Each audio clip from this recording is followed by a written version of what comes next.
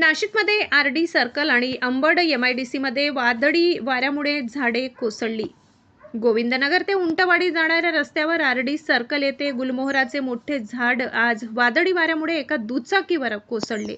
दुचाकीस्वाराला गंभीर मार लागला असून दुचाकीचेही मोठे नुकसान झाले. तसेच दुसऱ्या घटनेत अंबड एमआयडीसी परिसरात महेंद्रा ईपीसी कंपनीसमोर तसेच मंगेश इंडस्ट्रीज प्लॉट क्रमांक J43 समोरील परिसरात वादळी वाऱ्यामुळे तब्बल 4 ते 5 मोठी झाडे कोसळली आहेत.